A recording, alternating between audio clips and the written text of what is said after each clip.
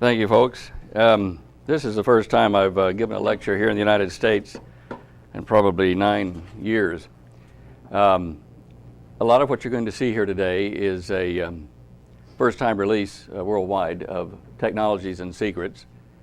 It is time, and so I am going to teach you some things here on this board about the cover-up that has been mentioned before in some of the lectures, about the alien cover-up and about some of our own human-based programs to make anti-gravity and various other technologies. I don't want this to be a dull and boring lecture, and the opening montage you saw covers scenes from everything we're going to try to squeeze into an hour. If it goes over your head or you forget things, don't worry. They're recording it on a DVD, and I planned on this. What we're presenting here is going to go far and wide, not just here in Roswell. It's the beginning of an unveiling. As you saw the blue and red satin magician's cape, we're pulling the lid off of a number of things today. I didn't even tell Guy, organizing this, what exactly we were going to do because I didn't want it to leak out anywhere. In this country, in the the late parts of World War II, about 1943, there were a number of programs other than the Manhattan Project that were started to develop weapons to defeat Germany. We knew at that time that Germany was going to try to get an atomic bomb, and certainly the effort was thwarted. But there were other projects.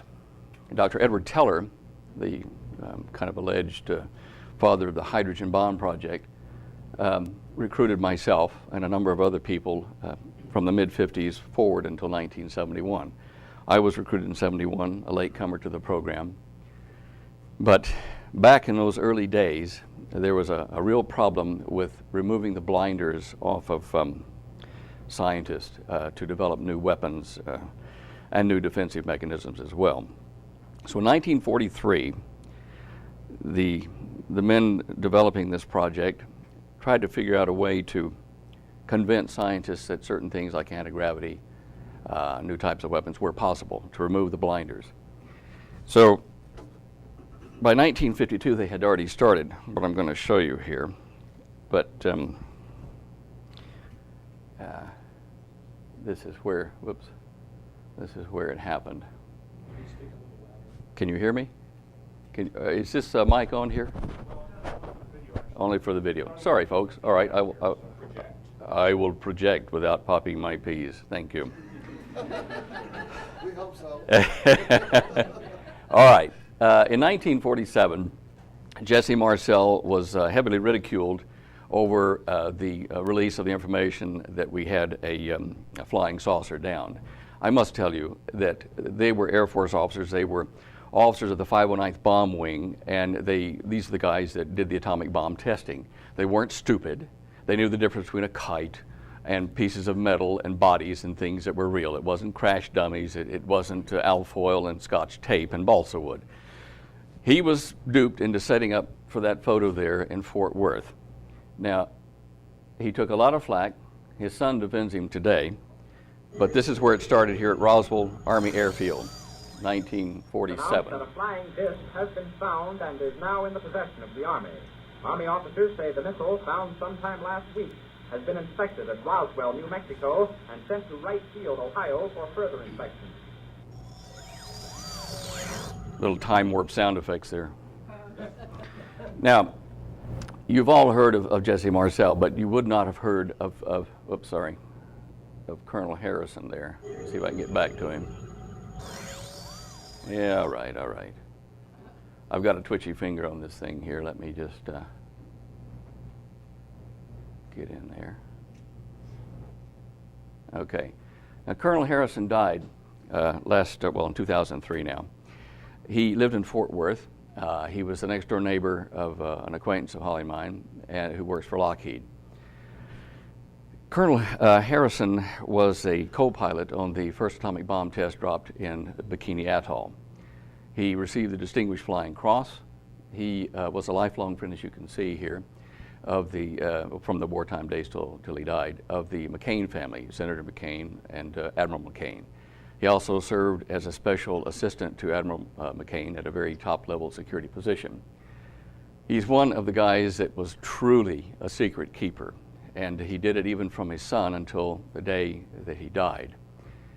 As it turns out, Colonel Harrison was outside the back of his apartment, slipped and fell and hurt his head to the point that it was a cerebral hemorrhage.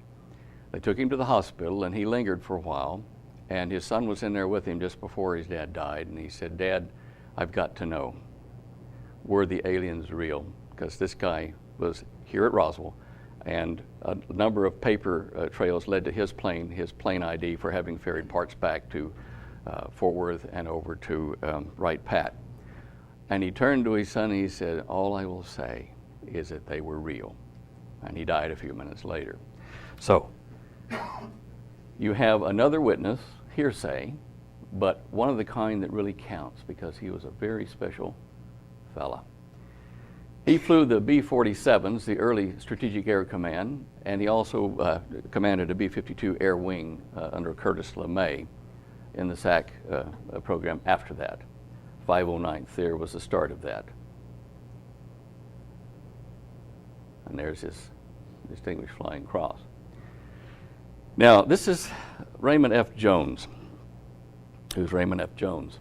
This Island Earth, one of the two probably classic Hollywood productions about alien invasions of Earth in the 50s, the other being The Forbidden Planet. Raymond Jones wrote this and 74 other stories. Raymond was a Mormon and an avid imagination, but he also ran in some very interesting circles. And so after he had started and finished this particular book, which became the movie, he wrote a short story called Noise Level for this magazine, 1952. I came across the story in 1977 in this reprint done in England. I'm going to tell you a short précis of this story because it's going to probably answer a number of things for you eventually. In the story that Raymond wrote, Noise Level, there's a meeting called in the Pentagon. The chiefs of staff all come to the meeting, and there's a president's representative there, and there's this big table. In the middle of the table, there's this plastic-wrapped bunch of burned junk. And it was sealed up, airtight, tied off anyway. And the president's aide tells the assembled scientists and professors who've been called in from all the United States and the generals, he said, "Look, I know you're not going to believe what we're about to tell you, but something extraordinary happened last week, and we need your help to solve the mystery." He said, "We have some of it on film. We were testing this young fellow's device. He's kind of a smart aleck, but we were testing it last week with him, and here's the film we took." And so they opened up the curtain, and the film starts. And you see this young, kind of red-haired, freckle-faced scientist-looking smart aleck, really a bright genius type. And he's got this little chest pack and a backpack and a little belt, and he's standing in front of some of the generals there in a football stadium. And he reaches down, and he pushes a button, and he lifts up off the deck 2 or 3 feet and just stands there in the air. Nobody says a word in the office there in the Pentagon. They're thinking, wow, okay, so he's been lifted up a bit. Then he pushes another button, and he rotates sideways and lifts up about 40 feet and takes off, flies around the football field and comes back around for a low pass over the generals. Everybody ducks, and there's a puff of smoke. Quick explosion, he nosedives into the deck and dies, a ball of flame. The package on the table holds the remains of the guy's instrument, what's left after the fire melted everything together. He said, "Gentlemen, he died before he told us how he did it. This guy doesn't work for any government. He's just an individual. He doesn't have any university grants. He's just an individual, and he did this. Now, you've got to figure out how he did it. We've got his apartment.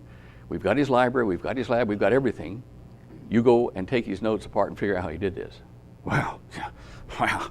Everybody runs over a big gaggle to this guy's apartment. They look through his library. He's got chemistry here, physics here, philosophy, ancient mysticism, everything. And he's got a lathe room and downstairs in the second floor area here. And then he's got over here, he's got biochemistry and all kinds of stuff. And they said, could one guy have read all of this? And they start looking through some of the volumes, and there's notes, annotations in the margins. Well, where are his other notes? Couldn't find them. Weeks and months passed as they puzzled over how he did it. And groups all over the United States, for like Martin Marietta and some of the other larger corporations, had scientists gathered together trying to figure out how did he do it. One guy was out fishing, one of the scientists, and he's throwing his line into the water. And as it hit, ripples went out, and there was this swirling vortex next to a rock. And he saw how the splashing water moved some twigs that came together, pulled in by the vortex and stuck together. He says, "I've got it. I understand gravity now." They went running back, and a month later, they rang the guys at the Pentagon and said, "We've done it. It's 30 feet in diameter, and it's about a foot thick, and it weighs 15 tons, and it only moves off the floor an inch, but we've got anti-gravity." Well, the Pentagon said, "Get your notes, get over here quick." Everybody is reassembled into the Pentagon to the same room. They show the film of the test to all the other guys who weren't there, and they say, "Wow, fantastic." The guy that called the meeting said, "Gentlemen, I want you to meet someone very special." Curtain opens, and out comes the red-headed scientist, the dead one. And they said, "What is this?" They said, "Well, he's an actor. He never existed as we told it to you. We had to remove the noise level from your mind to say that it is possible to get you to work on it." Now, I tell you this for a reason. Two streams of events have been following the UFO circumstance: the real alien or fallen one's chain, and the one where the noise level has been removed in certain scientists' minds to get them to develop this. We have developed anti-gravity. I was recruited way after they got it for the first time because I came up with a method of powering a saucer craft using an ionized air plasma, which I'll explain to you later. In that program, under Dr. Teller, I was sent down to Australia. And so I have been privy to things you would never see. You would never, ever see. And I'm going to show you some of those things as best I could recreate them today so that you'll understand that mankind has, on its own accord, done some of this. Now, before the alien card was played or begun in 1947, it was kicked around in Washington that in addition to removing the noise level, after World War II was over, there was going to have to be some sort of a plan devised to stop warfare. We could not afford, the human race could not afford another warfare with the technology at the stage it was. Any of you that have brothers and sisters, as children, you can remember when you were in your room fighting at night, probably, and your dad said, "Stop, or I'm coming in with the belt." That he meant business, yeah, probably, until you heard the knock at the door. And when the door ripped open and there was the 8-foot wide belt with meat cleavers on it and said, "I'm going to kill you," you knew you were friends again. You and your brother or sister were friends. And, "Hey, Dad, no problem." We are that way. Russian, Chinese, American, Canadian. We are the fighting siblings, all humans. Well, majority of us anyway. To get us together long enough to try peace, to get along in harmony, it was reasoned that they could not coerce us from any philosophical or political point. They could not force us with a dictatorship. So they were going to fool us into thinking we were being invaded without knowing that we had aliens at the time. The best laid plans go astray. In 1947, there was a crash. And there were alien beings on that crash. Even though I wasn't there, I'm convinced from what I was shown inside the organization. Certainly there were some technologies, and probably still are some remaining, that we were not able to back engineer, but some very interesting things did surface. Noise level, yeah, we don't want that. Okay.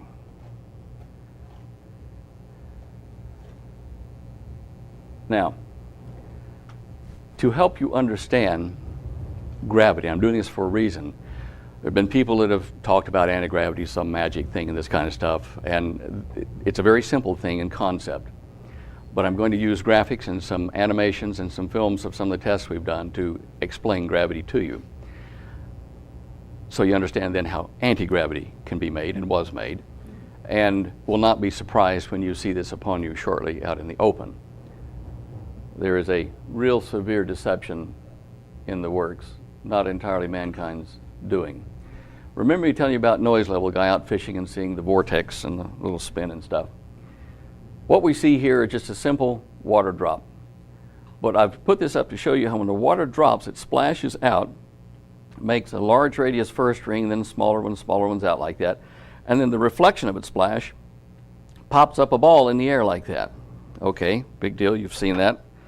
Now, what happens next is you will see if you take one splash, it sets almost equally spaced crowns out like this. These are inertial things formed by water pressing on itself to make little beadlets out here like one single drop would do. This happens usually on a flat surface instead of a deep amount of water. Now, for the astronomers in the crowd, what we see here is a splash which can represent the sun. Then there's the first orbit of some planet, and a second and a third. But if you're an astronomer, you notice that those rings, the radii of them, do not match our planets. You think, well, this couldn't be explaining gravity and orbits of planets. But it does.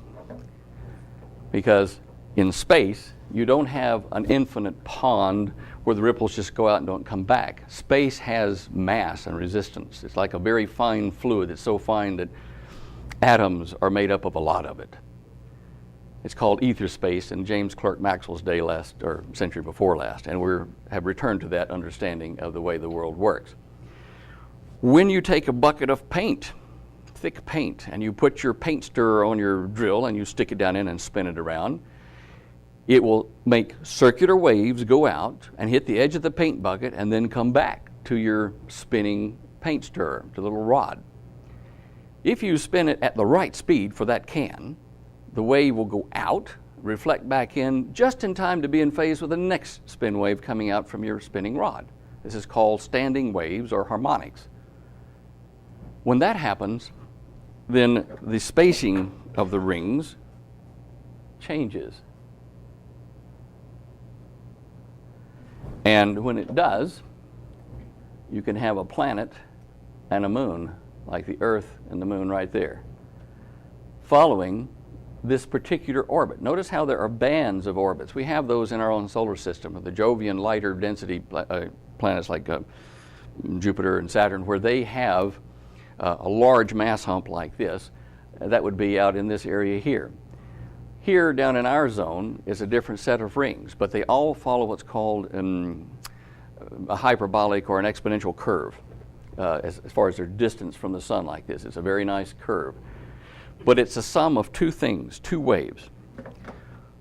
The sun is spinning at high speed and it spins out a bunch of rings. They reflect from space itself because it's spinning so fast, the sun is. And the waves reflect back, and where they cross and add together forms an orbit. And a planet has to orbit in one of those or it breaks up.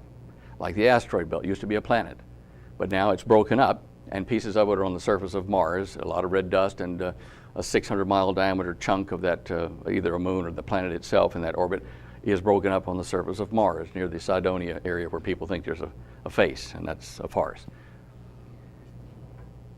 Gravity can be determined with a telescope looking at distant star systems.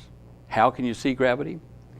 Because scientists, astronomers have found that as a star spins, it's originally spherical, but as it spins, it starts to flatten at the poles. And this is called oblateness. It's not totally round, it's oblate flattening.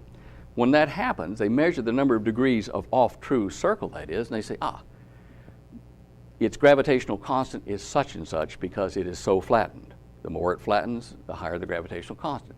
What they're telling you is this: gravity has to have spin around some center or you don't have gravity. So you say, well, why is that? It's because gravity is not a one-way force. It's the result of two forces acting. You spin out diverging waves, they reflect back converging, and where they cross partially or entirely, the directions either cancel entirely or are more in favor of this way or that way. In essence, gravity will reverse in orbits and not all be pointed at the sun. In between orbits, there are null zones. There are zones where the forces net more that way out away from the solar system than toward the center. On the Earth, if you were to drill a hole all the way down to the center and drop a rock, it wouldn't go to the center of the Earth. It would go down a fixed distance and bounce back up, not to the surface, but probably 150, 200 miles below, and find its equilibrium point. There are layers or shells of inertia that form gravity. Spin. Have I lost everybody? Now, I don't have stock in Coca-Cola, but I sure use them a lot. This is the top. You'll see this in action in a minute. This is the top of a 2-liter bottle of Coca-Cola.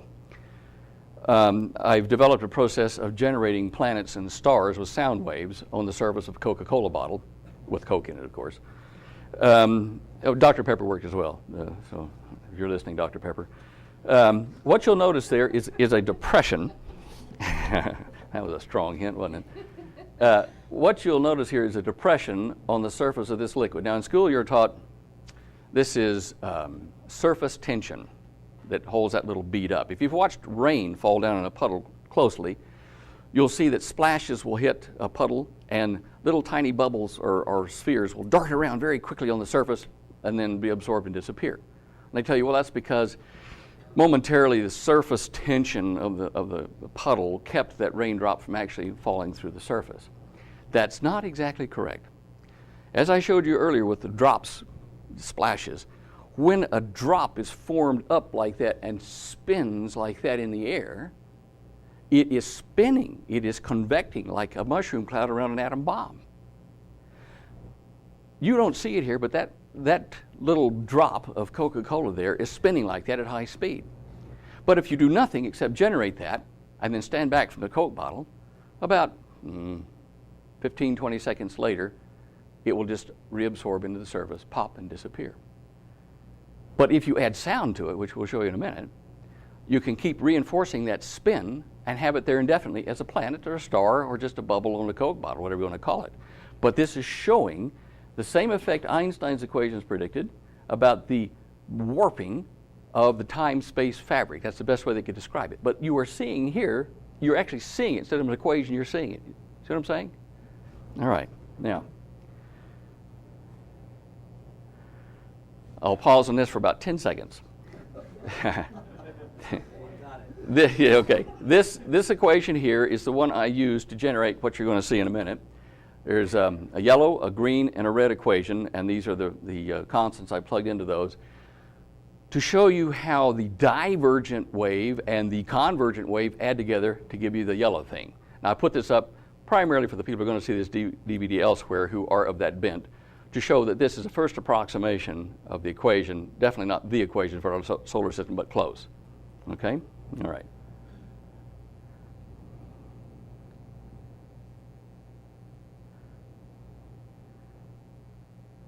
Now this is something that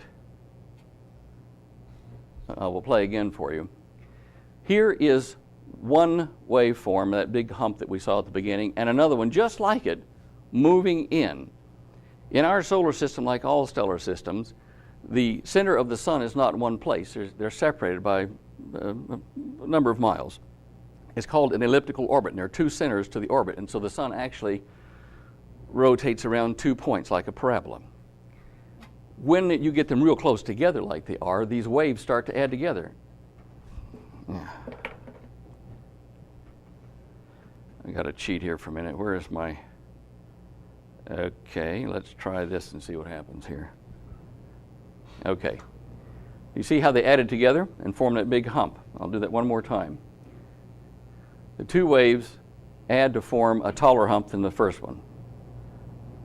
Okay? This is wave addition. Now here are those equations in moving form. The bottom ones are the two reference ones, so the divergent, convergent, and the one in the middle, or the one at the top, the yellow one, is the resulting orbits, which can be vastly different than a normal series progression or exponent or hyperbolic curve. Let me just do this again. Look at this. See these ripples here.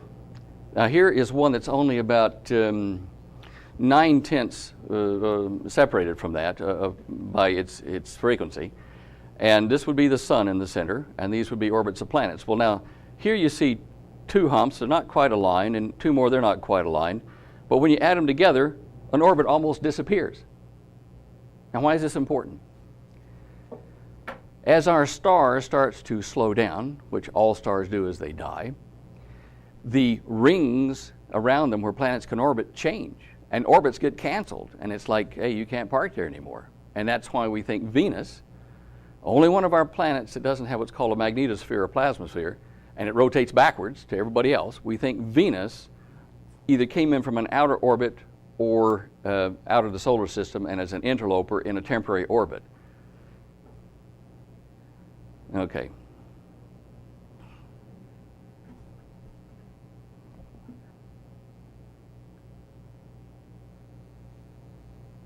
Okay, this is going to annoy you for a minute.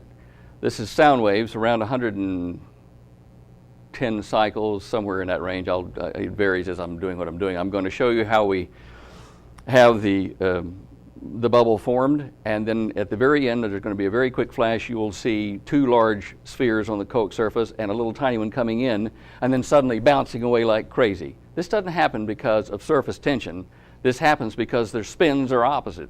The little guy has got a spin that goes out like this. The big guy has one that comes the other direction. And so when they get close to each other, they bounce off. Not magic, not electrostatics, but just pure movement.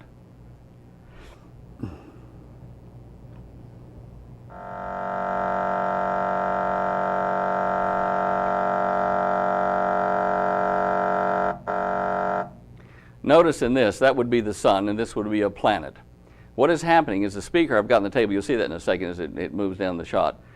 The speaker is generating a wave in the side of the bottle that is reinforcing this one here and keeping it alive. It is feeding it inertia, waves, like planets get fed.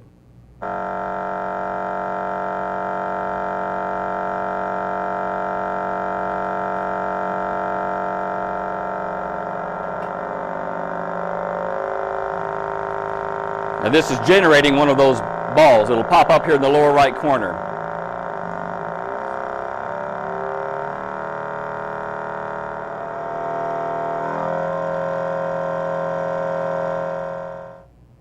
Okay.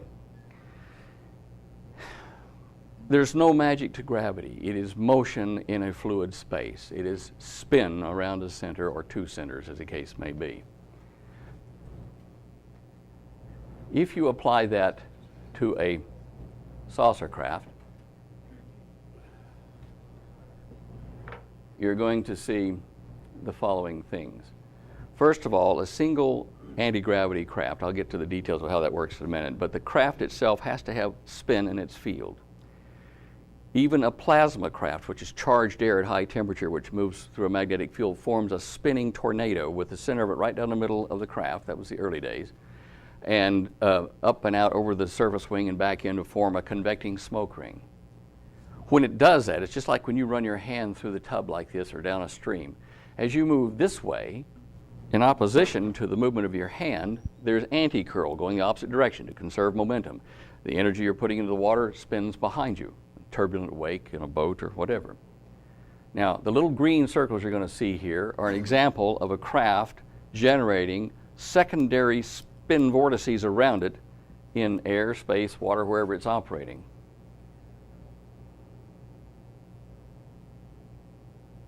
Craft in the middle, the white thing, the counterspin vortices outside. They won't touch each other because they are going in opposite directions between them.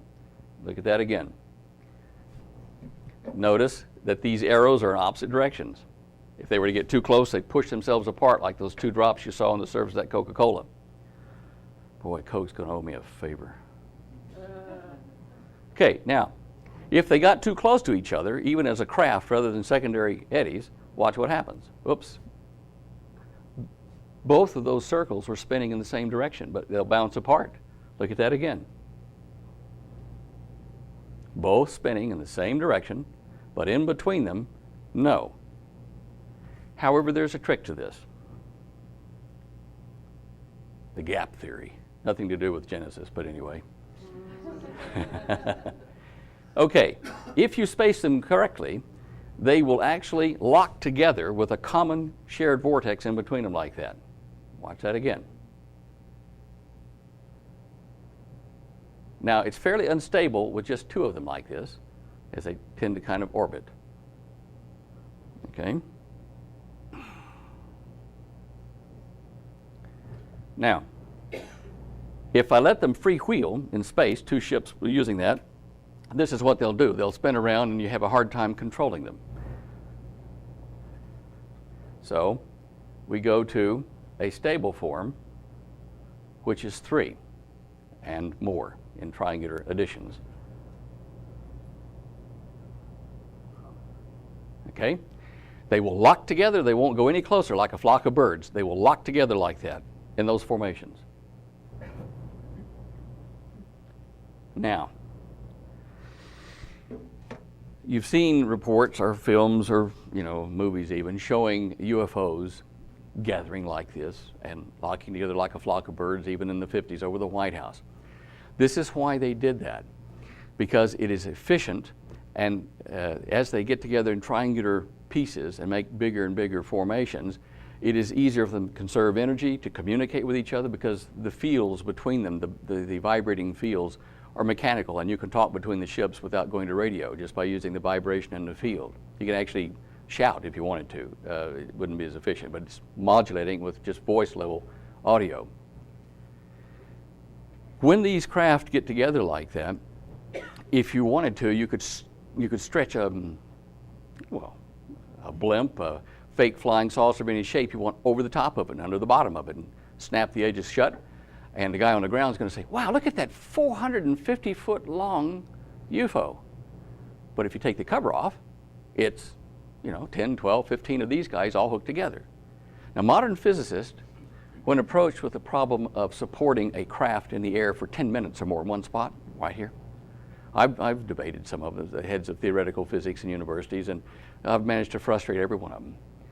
They say, well, 10 minutes, the amount of fuel you need. I mean, look at the space shuttle, for crying out loud. You couldn't sit right there for 10 minutes. You couldn't carry enough fuel on board.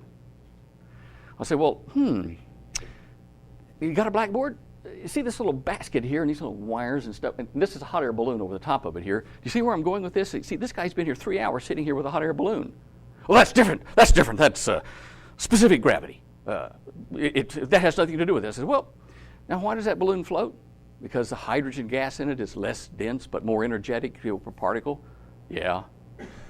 Okay, so in other words, if I could magically generate a field in and around a craft using normal air or something else that was just like hydrogen but contained, then I could float that thing there, because the energy's not going anywhere, it's contained in the field. I had one guy get some anti-Pictus chalk off his desk and threw it at me and stomped out the door. But it's there, that's the truth. Now, so when you see a large ship, if you do, I mean a large ship like half a mile diameter or something, and you have an engineer tell you it can't be real. If it is, it's not from around here, because, half a mile long lever arm on a wing or a portion of it, if that thing moved up and down like that, it'd rip the thing apart just from, the lever action on the joints. What they haven't considered, very simple point, what I showed you there with the saucers gathering together to make a bigger craft, each one of them still has its own local gravity. And the stretch would only be 30, 40, 50 feet, and we do more than that on a standard airliner wing. So when you have gravitational posts all through this immense structure, and it's all linked together, and the command pilot that's linked them all together and firing the system, everything accelerates uniformly. There's no big drama. There's no heavy torque on the joints.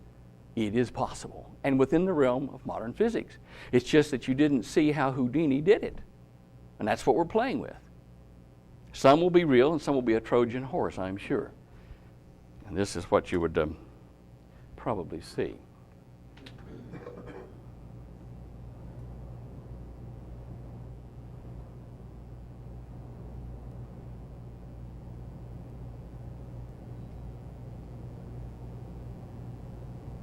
That was neat. Got to have one. As Will Smith said, I think, what was it, in 4th of July? I've got to get me one of these.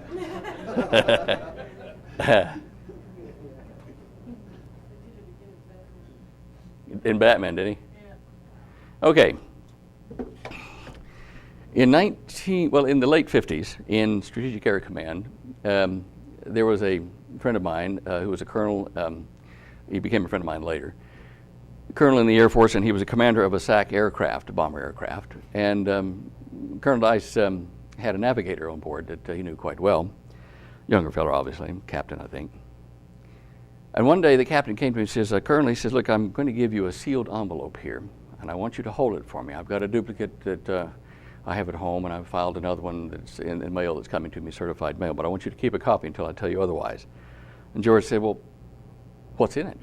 And he said, well, I did something at home the other night, an experiment I've been playing with, that is absolutely astounding. And I'm going to tell you this, and the drawings and the plans for it are in this envelope, and it's real. And he said, I went into the garage where I was setting this up, and I had some chipboard, compressed board, what do you call it here? You know, particle board, yeah. Look, I was in Australia so long that I get my terms confused. I do apologize, so you'll have to give me credit for that anyway. And he said, I put 3 levels, like a cake, of particle board together, and I put some washers and coils on it and some rods, which we're going to look at here. And he said, I hooked it up to the signal generator that set there, the frequency, and I fired it up and nothing happened. And I thought surely I would see some magnetic effects from it. And he said, all of a sudden, it started to lift up off the workbench, just slowly lifting up. And he said, I was amazed. And wow, what have I got here, you know? And started to lift up a little bit further. And he said, wow, look, the air is kind of mottled gray and kind of, wow. Oh, if I stick my hand in it, I wonder if it'll hurt. I'll grab this broomstick. It's not conductive. It feels like jello you're going through. Wow, it's a field. Well, I'll just turn that off. We'll do that again. He reaches over here to these knife clips he's got for the power supply, and he pulls it back like this, and it goes, and a big arc, double arc jumps over and gaps the air and keeps on running the spark in the air without this thinking. He says, oh dear, can't shut it off. And he said, well, and he takes this broom handle, goes whack like that, and hits this gray area under the floating thing. Well, then it all stopped, but it was a huge electrical discharge down the pole up into the mains, blew the power transformer on the block, and, well, power company came out the next day. Darndest thing, he said, I don't know what has happened. I was sitting out here watching TV, and it just,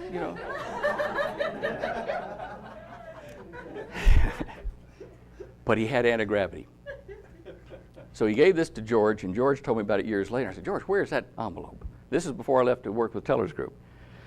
So my mom and dad moved to Florida. I think it's in my boxes there. I said, well, did you ever open it? He said, no. I said, well, what happened to the navigator? He said, come to think of it, a few weeks after that, he was transferred out. I never saw him again. I thought, small wonder.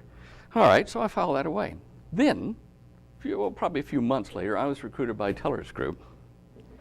And I got to see why what the navigator did worked. Now, up there at the top left is how he wound one set of washer and rod. And then he put them into this on particle board. 15-degree spacing as we twisted the various layers apart. And when I was later into the real guys, this is the application of one of his coils and rods. And that's the inside of a 30-foot diameter human-made anti-gravity craft. It's as simple as that. What I don't have here are some things that I will probably not show publicly for safety reasons, but I'll explain that. In the real craft, this coil here and this one come up over an archway here so as not to block what's called the breather of the washer. This is a hollow square-sectioned mu metal inductor core. This is like one of those washers he had on his particle board. See how it wraps around one washer? There's a little gap in it. Now for the coil going up the rod in the center, we have this one here and this one here. What he did was he used pulsed direct current to generate a spinning vortex right here in the fabric of space, if you wish, into the ether space. I'm going to show you how that works in the next animation. But this, I promise you, is a 30-foot diameter craft drive coil. It produces a number of very interesting effects on the crew and the surrounding area by altering time. It's not a time machine. It just simply means that for people inside the field at various positions from the center and out, time passes at a different rate. While I'm on that subject very quickly, if you watch a hummingbird, or watch a bee, you'll see that they move a lot quicker than you can predict where they're going or try to catch one, or a fly. These things operate at a higher operative neural rate than you and I do, yet they do function. They are simply looking at us as slow, sluggish, moving things, and they are just living 5 to 10 times faster than us. With these craft, when the energy is pumped into this, and into the superstructure, and into the crew, all their atoms, all their molecules get extra energy, and they become like the hydrogen atom in a hot air or a hydrogen balloon type thing. They become inertially lighter, but yet they are moving faster. So when they go to do one of these miraculous right-angle turns at 10,000 miles an hour that are impossible, they have not violated the rules of physics at all. What they have done is they've said, attention crew, we're going to turn a corner about 10,000 miles an hour here, prepare. And somebody in the crew says, okay, you got the cards? Yeah, okay, I'll get something to drink, get up a table, and they're now going to turn the corner, and it takes them 5 minutes, let's say, to turn that corner. But you on the outside see, phew, that's impossible, it would rip apart. But it's not, because everything in here is at a different energy density like that hummingbird, and they are being uniformly accelerated, and as they go around that corner, they're looking out the window, well, sometimes, and they're saying, look, everybody's in slow motion. And they lose 10 minutes of their life relative to you. Or they gain, in other words, they age at 10 minutes while you were only aging a fraction of a second. It's like when you were at the fairgrounds, the showgrounds. As a kid, they used to have this big cylinder that you'd stand on and have a floor, and it'd start to spin. Then all of a sudden, the floor would drop out, and somebody across you, you'd all stick to the edge of it and spin sideways, stuck on the side of it. And somebody'd usually, wet their pants or something, get really excited because there's no floor under them. But what it is the centrifuge effect is holding you up. Now, if you extrapolate that to a ball instead of a cylinder, and you have a ball with oil in it and another ball inside that, and you're inside that ball, and somebody pushes you off a 50-story building. I wouldn't try it, but anyway, hypothetically, what would happen is your double spheres with oil would hit the ground, bounce, you being inside that ball and lopsided because your weight's not uniformly distributed, would cause the inner ball to spin. And what would happen is the big ball on the outside would come to a rest in somebody's parking lot or something down there, and people would listen, they'd hear going on inside. And after a few minutes, you in the inside spinning ball, like at the fairgrounds, would come to a stop. And what you have done is you've stretched out the period of time that you normally would take to crash into the dirt and kill yourself over several minutes, and that doesn't cause structural fatigue. When I was at the academy here, the Air Force Academy, we used to describe a crash of an aircraft as a landing in which the vertical component was reduced to zero in such a short period of time as to cause structural fatigue. That wouldn't happen in this kind of a situation. These things are not only possible, they're being done. They've been done behind your back for very good reasons, which we'll certainly address before we get through here today.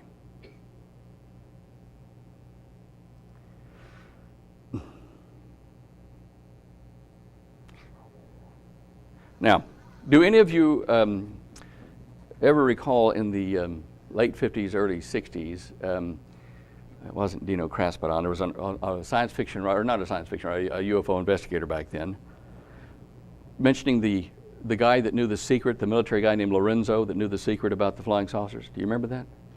Probably not. Well, anyway, It was a rumor in the UFO community back then that there was some guy that had the secret to anti-gravity that knew it, and he was in control of all this for the military, and his name was Lorenzo. Probably a captain or something, they weren't sure. It wasn't a Mr. Lorenzo. It was what is called a Lorentz, Lorentzo. What you just saw up here makes what is called a Lorentzo. The secret to the anti-gravity problem or situation is the Lorentzo, named after a mathematician, Lorentz. It tells what happens when you have electricity going this way in a conductor, and at the same time you have electricity going around it to make like this in a different direction. In between them, a force appears, whether in air, water, whatever, and it's called the Lorentz force. And it tries to get these two conductors to line up. And if you don't let them, then the stress has to be transferred to the medium you're in, anti-gravity. Now this device here, I built to show people. We're going to see that little thing over here on the left animate. And I'm going to show you a long quartz tube. And inside it will be a copper pipe, a thin pipe of copper, lining the inside of this tube. And then I'm going to put a nail and a cork right down the middle of it, and I'm going to take electricity from a electric arc welder, 1200 watts at about 60 volts. And I'm going to shove that down through that nail, through some salt water, which is just tap water with a bit of salt, a couple tablespoons of salt, and some hydrochloric acid to make it conductive. And it's going to go through that water into this copper sheath, which is then connected from the other end of the copper tube back to the electric arc welder. You'll see all this. I'm telling you beforehand so that you can just contemplate what you're seeing. What you're going to see at the end of all this is that scene right there, where I have a copper tube with all this, and the glass tube with all this water in it, sitting right down inside of two speaker magnets. You know, the back of your speakers, those round donut magnets, they have a north-south field running like this, which is the same as one of those washer coils that I was showing you before. And when I do that, and I just do nothing but hit the power switch, and electricity starts to flow down from that nail you see at the top down to the copper, you're going to see spin. And that's the beginning of the vortex tornado, the Lorentzo. And you can use that to make plasma craft and anti-gravity craft. You can also use it in water at lower temperatures to make very fast boats.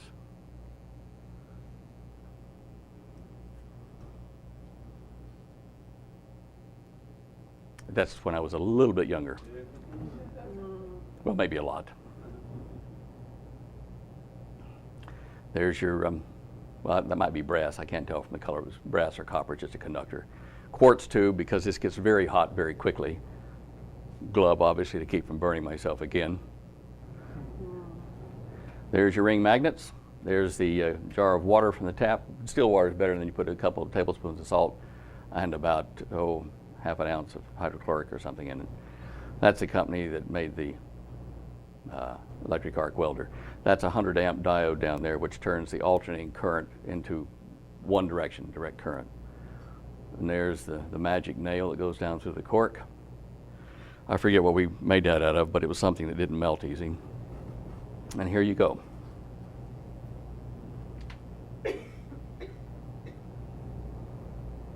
No moving parts except the bubbles that form from the heat, showing where the ions are traveling, following the vortex field set up. And this occurs down the center of any of those craft.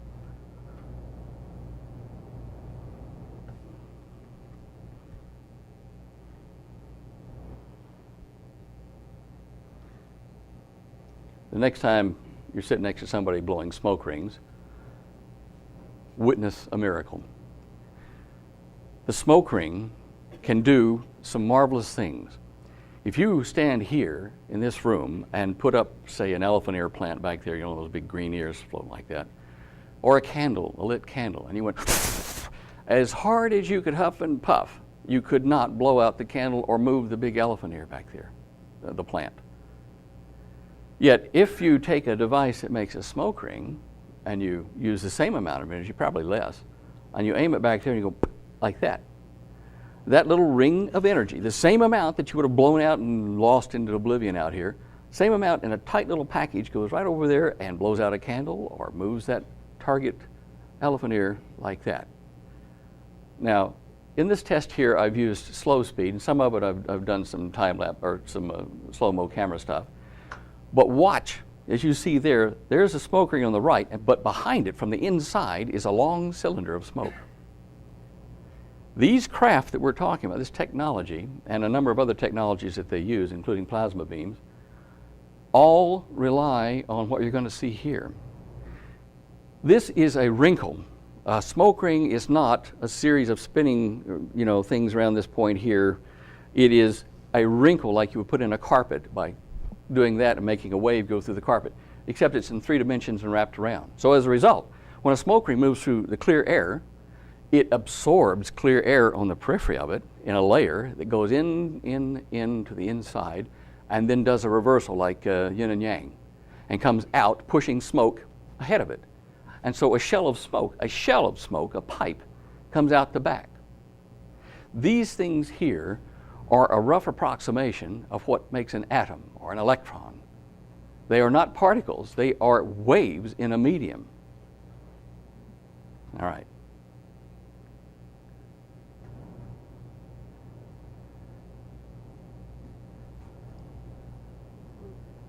I have made them bounce off each other like particles, shooting them rapidly so that they hit and bounce off of tables and still keep their shape. These are why scientists think that light acts like a particle and like a wave, and so physicists have said, well, let's call it a wavicle. It's because it has periodic motion, yet it defines a very tight field like a particle would. This is a device that I use to do the rest of what you're going to see here. It's a plastic pipe, plexiglass pipe, and I've just made it so it'll make smoke rings with a piece of shower cap stuck on the back as a rubber membrane, and I pull it and pop it loose and I get 70 to 90 miles an hour out of the little donut. Same thing you can do. You're going to see here in a bright section where I have a smoke cloud, an oil vapor cloud, and I shoot a clear air toroid through it, and you will see a perfect black, subtle, perfect circle go through it. This is why when UFOs go through clouds or various other things, you see nothing. They open it up like the mitral valve in the heart. They go like that, and they just cut a hole and close it right behind them. They don't make any swish, any wake, nothing. No sound wave, no sound barrier. That's because of what you're seeing here.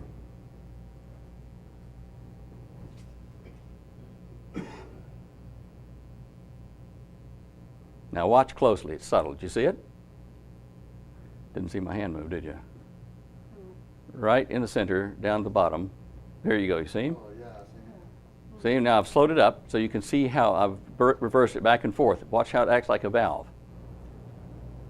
Okay. A couple more just to show you. It doesn't really do a lot of damage. In fact, when I've fired these things across a room like that, I've had candles 30 feet away over on this side here, because candle flame is very sensitive, to motion. And I'll have the candle flame over there and shoot that way. And as the donut passes like this, the candle flame goes and bows toward the donut passing. The shock wave is there, but the energy stays in the center. It's a very, very efficient thing. Now here's that mitral valve thing I was talking about. Clear one going through like that. See how it cuts a perfect hole? If you have a ship like that, it does that with gravity, it does it with clouds, it does it with water. Fascinating, isn't it? So what do we do in the evenings at home?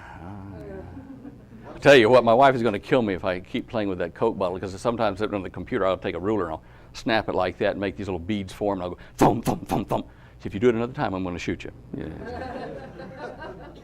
True, isn't it, Holly? All right, now, I took some notes at one of the meetings because we weren't allowed to film or record anything in one of my briefings. All right. In one of my briefings in the project here, and what you're going to see is a page of my notes here, which show what I was drawing, what I was being shown, with the top off of the 30-foot diameter craft, and with one of the sections removed so I could see inside the inductor. And this is what I put down on paper that day. You can see the arch I was telling you about is there. It's exaggerated a bit, it's a little thinner. The core section here with the main ring toroid. This one here with like a Faraday cage. It wasn't exactly that, but that's what it's for. This also held the superstructure onto the top of the craft. And there you can see some more of it there.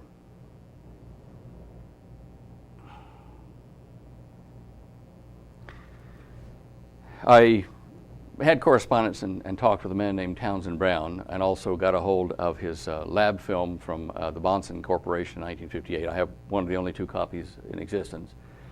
And I discussed the Philadelphia experiment and a number of other things with Dr. Brown when he was in Catalina Island, California, before he died.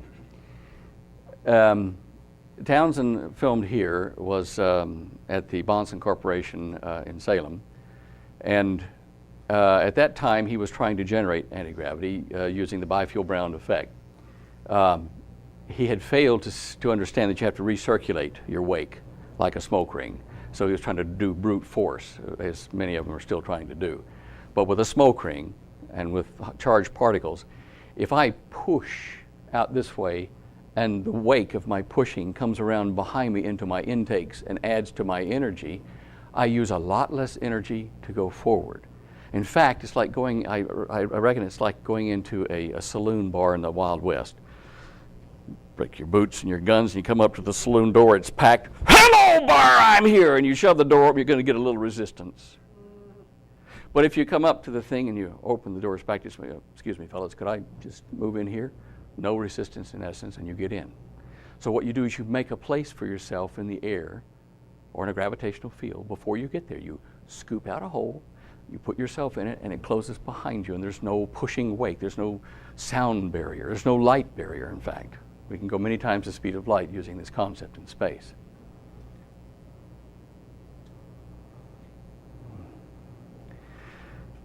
Brown tried a toroid coil in his. I've got his lab notes, his books as well, lab books. Over here was called the beta machine. This was generating his high voltage 100,000 volt charges that were generating these arcs. On this saucer here, I've held it, it was about 3 feet in diameter. This coil he would slip on top of that and they would put high charge through it, but it was only half of the solution. If he had done the other coil and had known to do it, where he wrapped another coil like this and put those in phase, he would have had anti-gravity in a big way. He was that close, that close. I have a great deal of respect for the work that Dr. Brown did. And as I say, I'm privileged to have access to all of that stuff. This is some of his note work on the board for the design of the craft, some of his vacuum testing on the lower left, and some of the high voltage testing before they put the coils on the top. And that is a real deal. That's not an animation, and that was just finished last week in California by one of our associates. We are making working models of these things to show you. So it is real. You can do it. Chris Craw did that. How far do you think the government has progressed with this? The government, per se, has little say in it. This was a supranational operation. My control agent in Australia was Sir John Williams, a Welshman, Captain Sir John Williams. He's now deceased. And he was under the advice or counsel of Dr. Edward Teller. In Russia, Teller's counterpart was Dr. Andrei Sakharov. I forget who the guy in West Germany was, or in England, Norway, Canada, but there were a few guys around. Anyway, these sat above elected governments, because elected governments come and go and they leak like a sieve. So, well, they do. And these gentlemen that I worked for were the invisible government you speak of, the Illuminati. And we parted ways after I'd only been in the program for a short while, but and they also tried to put me at the bottom of a mine shaft about 5,000 feet deep. Now, I did manage to get away, obviously, but they did manage to keep me out of the United States and telling you any of this for 30 years. They just gave me my citizenship and passport back in 2001. Spent 30 years in Australia waiting for the time to come back. There's a lot more to the story. Obviously, in 1 hour, I can't do that. So I'm hitting the highlights of this, and I'm going to go very quickly to, what's my time like? I can't read this watch. How much time have I got left? 5 Oh, 5 or 10 minutes. All right. All right. Let's, we'll skip one section here. And we'll go to free energy.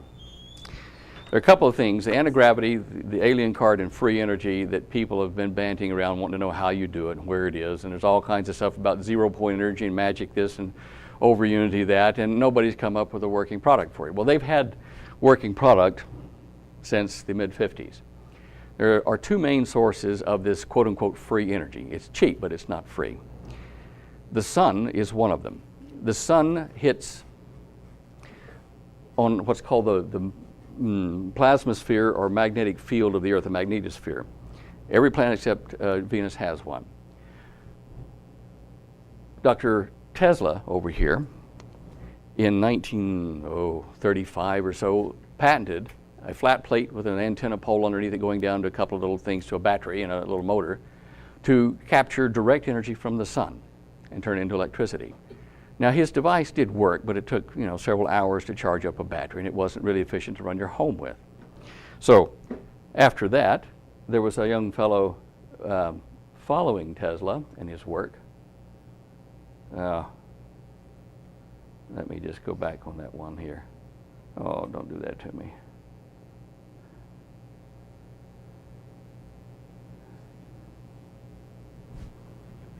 Okay.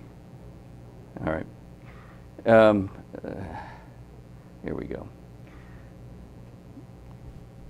Tesla, okay, as I said, developed that thing in 1935 and patented it sometime around then, patented, whatever. And in his steps came a guy named T. Henry Murray, who was a doctor in his own right, but a doctor of something else not related to free energy.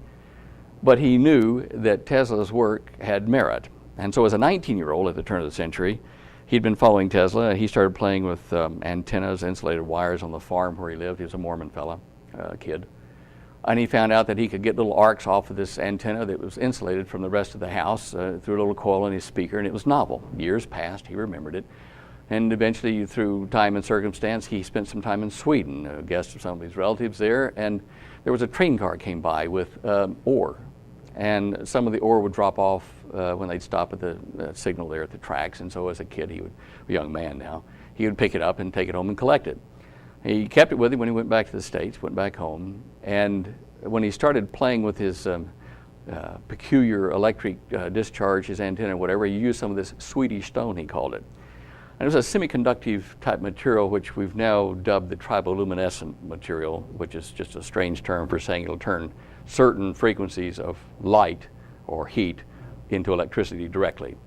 And he managed to build a device with about an 85-foot long antenna insulated behind his house on two poles and a little wire coming off of it, insulated again, down to two boxes about the size of this trolley here in his home. He could extract from the ambient medium, the air, he could extract about 5,000 to 7,000 watts of power continuously, run his home, run a heater, and do it to witnesses, let him take his boxes apart, all except one little cigar box thing about that big, which held the magic device which made it all work. And basically all he had in his box was a tuned Tesla coil system, a high voltage coil, a step down coil, and a couple of little feedback coils, and a radio circuit, a heterodyning circuit. No one would help him.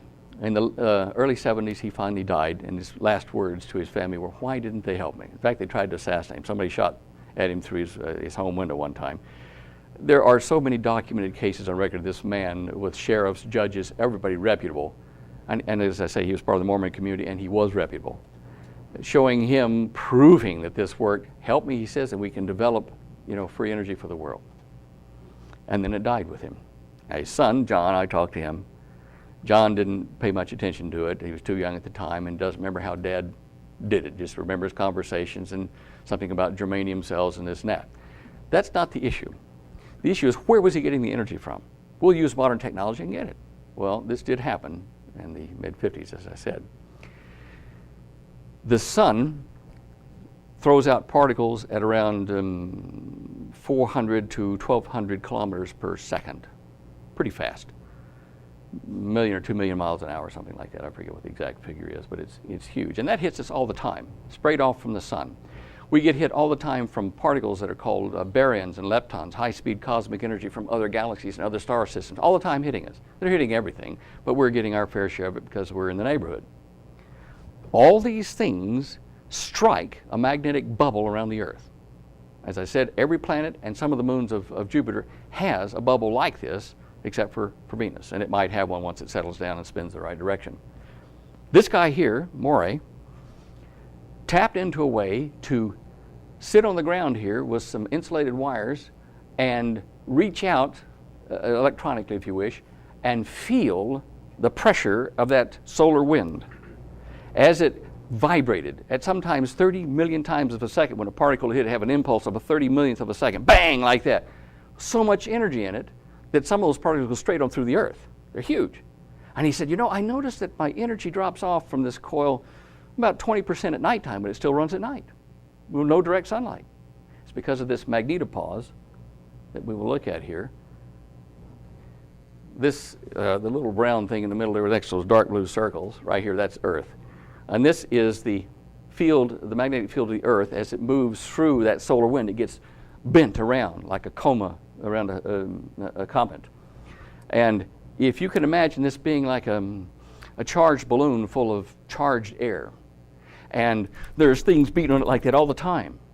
At any one point in time, say in a 30 millionth of a second, roughly speaking, there's going to be a number of particles that are hitting, and there's going to be a number of rebounds from just being hit. And the net of those two is some energy for you. So if you can rake off that energy for that fraction of a second, then you've got that energy trapped down in your little device, and the system doesn't know anything about it. It fills the hole with some more energy from more particles from the sun. Now, where we went a while ago is where we belong now. This is the Van Allen belts, the radiation belts around the Earth, the outer one and the inner one.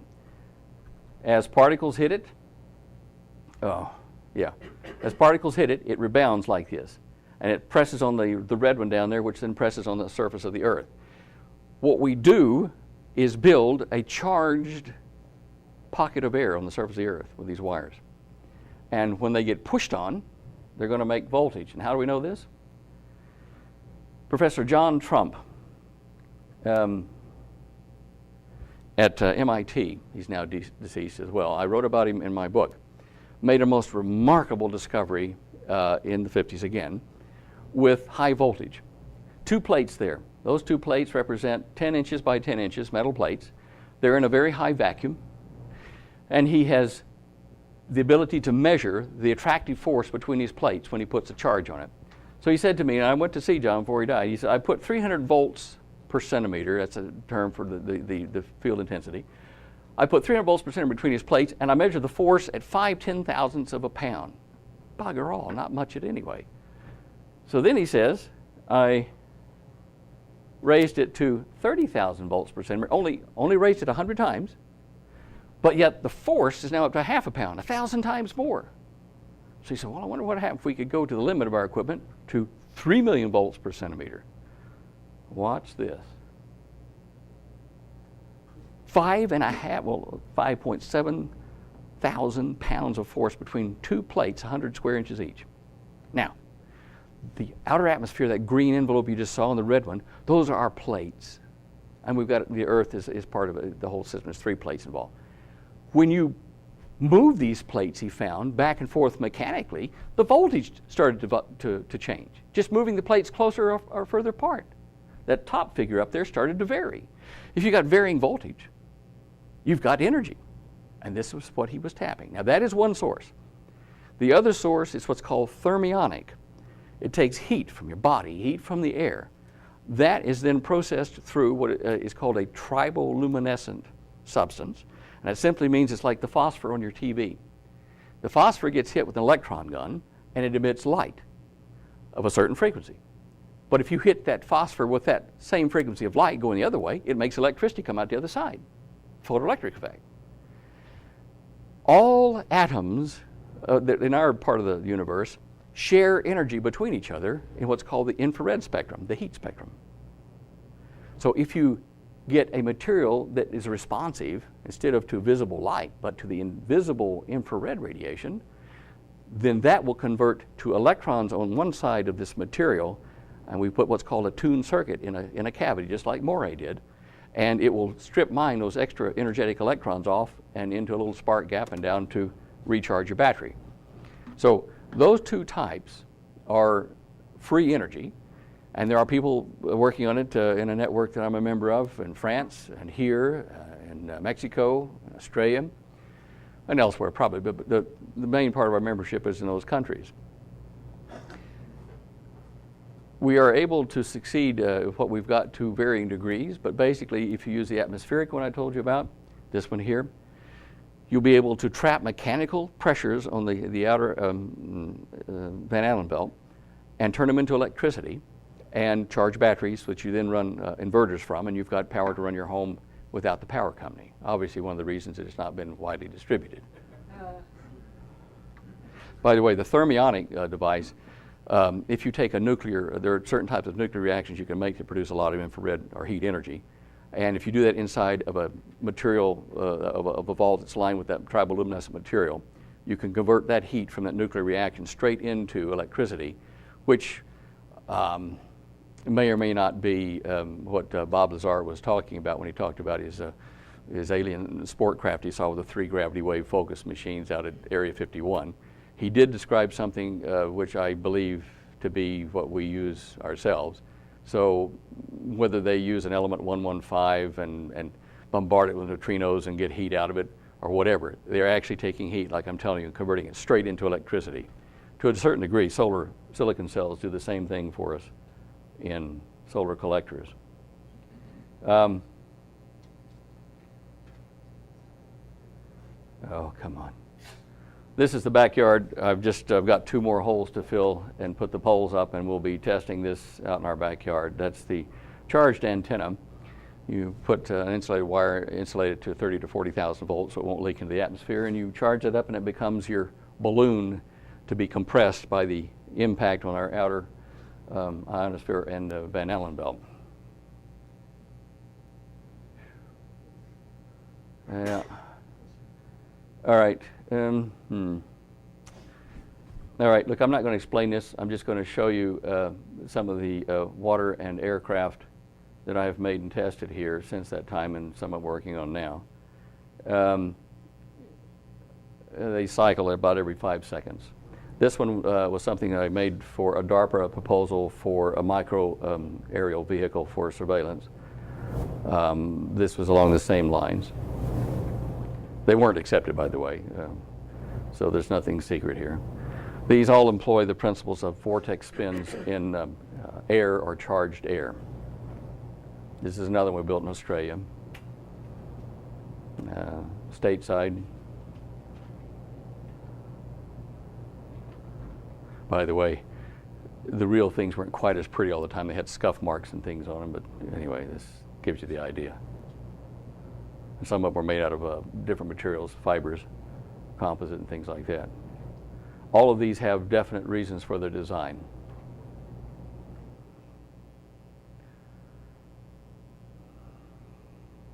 And that's a plasma craft with the ion peaks on the center vortex, as I've discussed with you before. Okay, that's probably enough for today.